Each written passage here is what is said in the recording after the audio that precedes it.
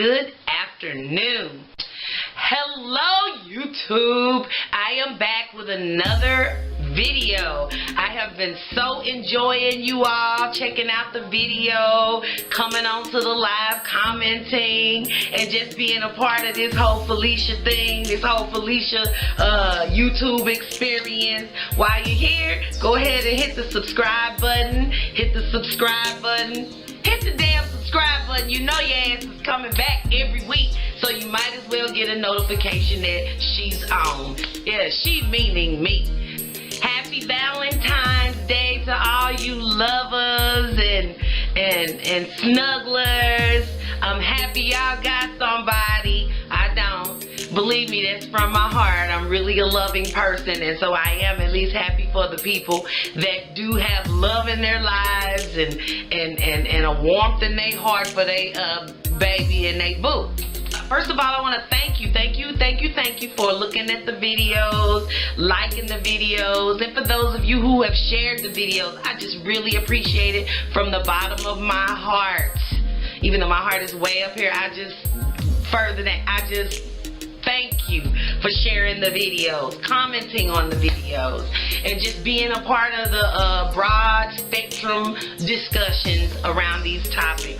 I know some of the topics are a little bit touchy, and maybe it's the delivery. You're not really sure that you want to show your girl that you're a part of it, but for those of you who have, I just appreciate it so much. We're going to jump right in this week and get to a topic that I have been. First of all, let me just say, every time I'm looking for a topic, I try to think of something that's personally an issue or near and dear to me. And it was no different this week.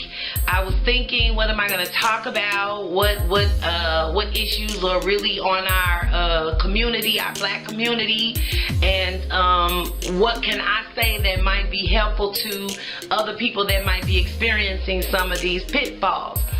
And the one that I came up with, and I'm experiencing it myself this week, and that is anxiety and those other mental health issues that we deal with in silence.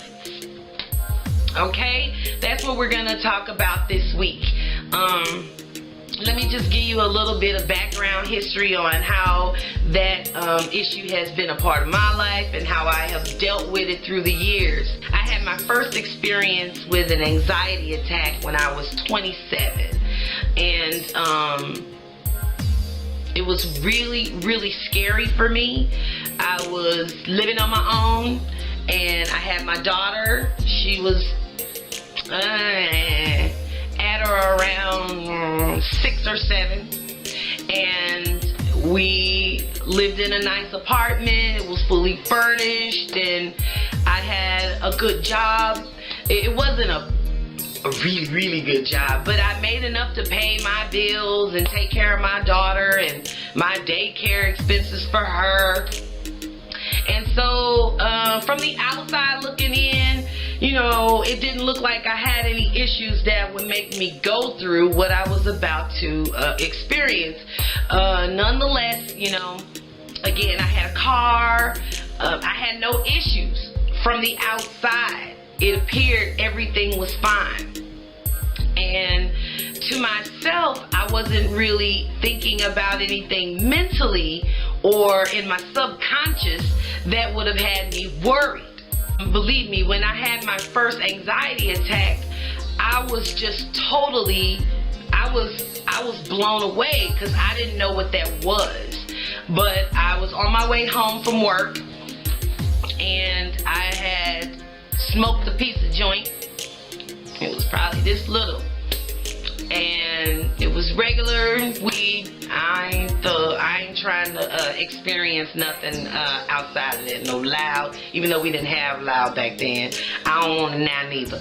But just regular, it was just regular weed. I had done that 100 times before after work on the way home. This day I did that, and I started getting really hot from like the top of my head all the way down through my body. I I was literally sweating, and my heart was palpitating, and I was driving. I remember I was on Hanley Road about to cross over St. Charles Rock Road. And at that point, I was so jittery and nervous. Honest to goodness, if I hadn't just rolled the doggone joint myself and smoked on that same piece of weed damn near for 2 days, I would have thought for sure somebody slipped me something. But it was not. I was so jittery. The light was red, and I was at the light, and I was so anxious and jittery until I got out of the car. Right there at the light. Cars were behind me, cars were in front of me, cars were on the side of me in the lanes. And I started pacing back and forth. I didn't know what to do with that. So the light turned green and everybody started blowing. So I get back in the car and I cross over St. Charles Rock Road. In the very first block after doing that, there were some people at a house working on a car, some guys, and there was some chicks sitting out there as well. And I just pulled over and got out and I said, I know you don't know me, but I think I'm having a heart attack. Can you please call 911? And they did call 911 for me. And the ambulance came and they took my blood pressure and they could see that my heart rate was elevated. I told them that I smoked some weed like I had every day, and I get this, I don't know what this is. And so I had to pick my daughter up from daycare, and I'm on my way to the hospital. I didn't have a cell phone at the time because we weren't doing that yet. We had pages back then. So I asked one of the people on the stairs at that house if they could call my mother and tell her what's going on and that I'm going to this hospital, but could she stop and pick up my daughter from daycare? She did that, and then she came to the hospital. They ran blood tests, so they obviously saw that there was weed in my system, but there was nothing else. And eventually the feeling subsided, and I went home. But I was so afraid that that feeling was going to come back until I was afraid to be alone. I mean, petrified. I was afraid to be alone at home with my daughter. Should that happen again? She was too young to do anything to help me. I was totally petrified. I can't remember if the very next day I felt that feeling again, but it wasn't long after that. And because I was always so afraid of the next episode, I believe, now looking back, that I probably brought them on after that. I went to my doctor, my primary care physician, told her about the whole episode, and she did some blood tests and ran some other tests, and she couldn't find anything. She couldn't find anything. And the bad thing with that is because it usually doesn't happen when you're with other people, because you feel safe. And you don't realize that that's it, but you feel safe. Like, if it happens again, someone is here with me, so I'm good. But basically, you're not with someone all the time. You know, you're at home, you're alone, you're with your children. And when I was with someone that couldn't do anything to help, like my 5-year-old daughter, I felt it. I would call ambulances. So many ambulances came to that apartment when I lived there, until I don't know what my neighbors thought was going on. But the ambulance would come, they would take my vitals and all that stuff and tell me your heart rate is up, but calm down. Just, real kind of haphazardly like that, like it was obviously something I could control. And I couldn't control it. I went to church, I talked to my pastor, I was like, I don't know what this is. I feel like I'm losing control. I don't have, and let me stick something here. After that incident, that first incident, I didn't smoke any more weed, okay? Because I was afraid that actually when I would smoke weed, I I would probably even more in my mind bring them on. So I didn't smoke any weed after that because I wanted to know if it was that bringing it on. Well, that wasn't it, because weeks and months beyond that, there was no more marijuana and I was still experiencing the anxiety attacks. My doctor tried every prescription to try and decrease those experiences with the attacks, and some of the medicines and prescriptions they would prescribe would have me lethargic. First thing in the morning, you sleep all night, you wake up, as soon as I opened my eyes, I would start having palpitations, and then I'd take this pill and immediately I would just be, I cannot function like this either because I still have to go to work. So I would tell my doctor, this one isn't working, it's making me really drowsy, sleepy, I can't perform, I can't do anything. And so they would try another. You have to give it 2 weeks, Felicia, they'd say, and for it to get in your system and see what it's going to do. And every time it either didn't work at all, or it was just, oh my God, drowsy, sleepy, induced, lethargic feeling that you can't drive, you can't work, you're just not productive. Finally, after 2 years of going back and forth to therapy, which therapy did help. I didn't realize it at the time, but just talking about it and getting it out, and here's all that I'm dealing with. Can you figure out what in this story I've told you is making me have anxiety? And obviously they couldn't, but just verbalizing my life, the things that I'm dealing with, relationships. It's just on me at my home. I'm the home owner, the home provider for my child, and it's just me. There's no one to lean on, and I have it. I have my job, I have my car, everything's together. So why is this happening? And that did help just to talk about it. And I'm going to tell you how instrumental therapy can be to someone who suffers from mental illness or anxiety and anything like that. What I learned is that therapy and talking about it, it exposes the feeling of anxiety. It's almost like as soon as you start talking about it to someone, it starts subsiding.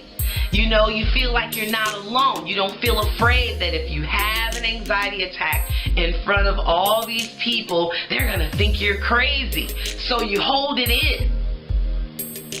But when you talk about it, it exposes it and it loses its power. I would say that went on with the anxiety attacks for about 2 years, when finally my primary care physician, who had taken some medical courses and on anxiety and things like that, palpitations, she told me, you suffer from anxiety. I was like, wow, there's a name for it.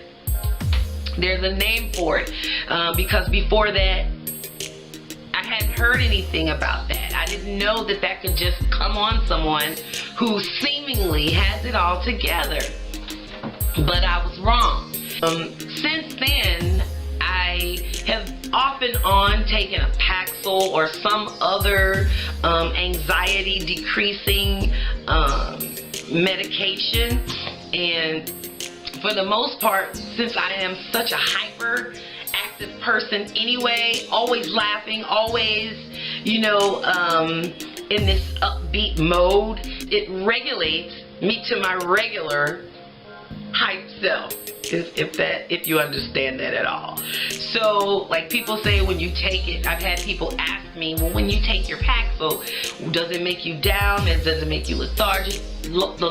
Does it make you sleepy? It does none of that. Actually, it makes me regular. It makes me regular. This is my regular. When I don't take it, I feel like crying, and I have palpitations out of nowhere, and I have just a really, really difficult time maintaining a calm that is a part of who I am also. I mean, nobody walks around bouncing off the walls all the time. You know, sometimes you're just calm. You're just watching television, or you're just laid back, you know, not tripping, not really thinking about anything in particular. And without your medication, you feel hype, even when you're trying to be calm. Your heart is beating fast. You feel nervous. You're trying to do breathing exercises and remember other techniques that you've learned over the years to help you get through the anxiety. So that's why I take a Paxil every day. So I was wondering why lately I'd been feeling some anxiety, even though I take my daily medication of Paxil. I'm like, why am I feeling a nervousness or a just an uneasiness in my physical self? My primary care physician also told me back when I was getting all those tests, she said it doesn't have to be anything that you're doing outside of yourself. It could just be a chemical imbalance. Like, wow. So I can't fight that, because if it's in my chemical makeup, then how do I ward off those symptoms and those feelings? How do I get beyond it?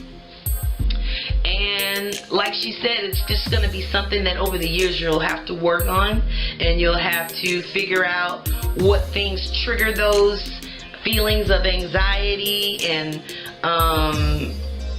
which is why I always say safeguard your peace, folks, because I believe for real, that you got to be peaceful, at least the things that you can control. Because when something happens in your body and your DNA and your physical makeup that you can't control, that stuff can shake you up. And it was really difficult to explain that to some of the people that are close to me and in my inner circle. You know, I'm feeling anxiety, I don't know what this is. And they say, oh, just calm down. And they couldn't understand. And then years later, they would have an anxiety attack, and they would call me and say, oh my God, I had an anxiety attack today. I had to leave work, and I had to go see my doctor, and she said, you're not having a heart attack, it's anxiety, and we're going to prescribe you something for it. And you know, you can see this this therapist, and they'll help you walk through some of the things that may be going on in your life, so you can to help identify what may be bringing them on, you know, those triggers. And I was able to say, wow, I wasn't crazy. This is something that happens. It has no respect of person. It just happens at any given time when your body is going through something. Could even be subconsciously to you, unbeknownst to you, that you're going through something, and your body expresses it. And there's a real huge stigma in the Black community around seeking help for those issues, especially among Black men. You know, they're prideful, they don't want anybody to know that they feel like they're coming unglued because they're a man. They're supposed to be able to, you know, I can handle this, I got this. No, when you feel yourself coming unglued, unraveled, not in control, there is help for that. It may not be something that you have to do long term. You may not have to take medication for it long term. It might just be something that you need to do for yourself right now. You might need to talk to somebody right now. I'm going through some issues with my children, or I have to change jobs. My company just got bought out, and I don't know what I'm going to do. I got a mortgage. I got responsibilities. And that stuff can be taxing on you mentally. What I've learned over the years is you have to reach out for help. You cannot be afraid to show that sometimes you are weak, because that is life. You know, that death happens, things happen in our lives. Our children grow up and move out, you know, and that's something you've been waiting on your whole life. And then all of a sudden you're in a quiet space. You don't know how to deal with that. You know what I mean? So, so many things can happen in our lives that can trigger anxiety and those other mental things that we just don't know how to diagnose for ourselves. And we could so benefit, all of us, we could so benefit from the help of a professional. And my suggestion is that you reach out to those professionals. Don't be afraid to say that you need help. Don't be afraid to say that you don't feel right in your body. It doesn't mean that you're weak. In fact, I think it takes a really strong person to say something is not right with me. I'm not feeling right. Go through the checklist of your life. What could be bringing them on? What's different in your life? What's about to change in your life? What responsibilities do you now have, or that now you don't have? Go through and see what could be bringing these episodes on. Don't ignore them. Statistics show that women are less likely to go silent when they feel these things. I don't know the reason for that. Maybe because even when you're married, you're pretty much the one that runs the house, runs the children's, Lord have mercy. Take care of the children and do all the running around for the household itself. So you just don't have the luxury to ignore it, because all of a sudden you're not performing at the top level that you usually do. But men, they're usually just, independently and in their own space, headspace, even in relationships. So they can hide it, or they can try and ignore it, when in fact it would be so beneficial to the whole house if he would just say, you know what, something's not right with me. I need to see my doctor. I need to talk to someone. It's getting to be a lot. They're talking about laying us off, and I have a family. I need to talk to someone about that. My girlfriend, my wife of 20 years wants to leave me. I need to talk to someone about that. You can still do all your other man stuff that you do to get over it, but at the same time, it might be beneficial if you would talk to a professional about that. And if you need something to just calm your nerves and get you through that's prescribed for a little while, it's there. It's there. It doesn't make you weak. It actually makes you strong. It makes you strong enough to identify, I need some help right now. Is there anyone out there that has gone through anxiety? And if you have, how long have you been dealing with it? I'm coming up on like 30 years now. And although I take something, and for the most part everything is fine, I don't feel it. When situations happen in my life, and job changes, and children leaving, and car breakdown, everything that two people usually handle together in a household, I'm handling it. I'm handling it alone. And sometimes that can just be stressful. That can be really stressful. I mean, quite often when stuff happens, I'll just say, here we go. No one to lean on. And it's just you. So handle your business. It's cut and dry. It's as cut and dry, as black and white as that. But my body says something else. My body says, you should cry about it. My body says, you have to do this all over again by yourself. You should cry. But I remember, 30 years ago when I started feeling that in the beginning and I had no idea what it was, and my subconscious said you should just cry about it. Before you know it, I was crying every day. And I don't want to go down that rabbit hole. So it's not that I'm being weak and not crying. Obviously, you can't hold in some cries that need to come out.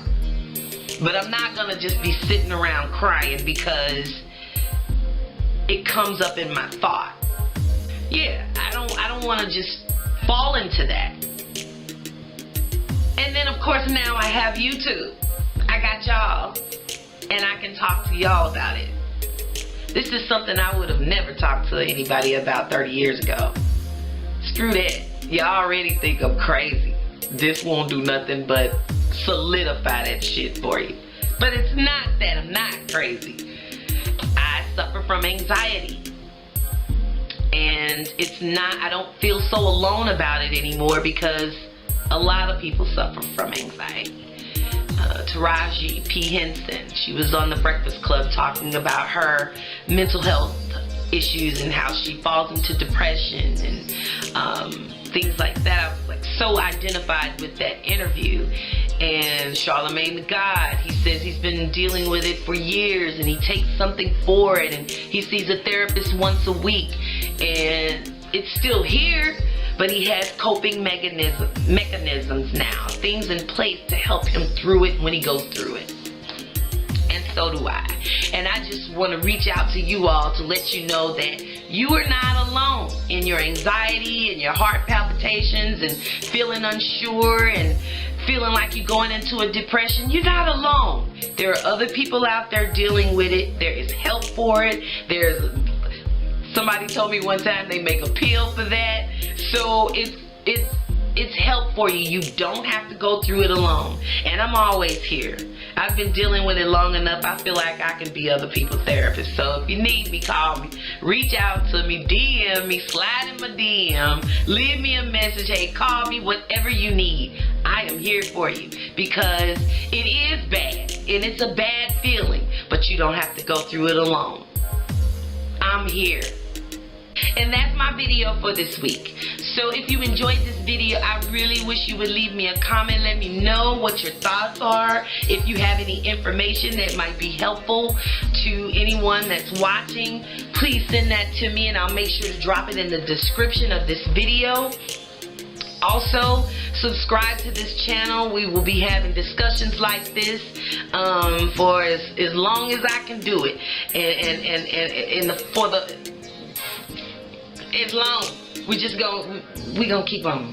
We just gonna keep on. We gonna get on here, we gonna talk, and we gonna fix ourselves because we grown, y'all, and we have a grown ass reputation to uphold.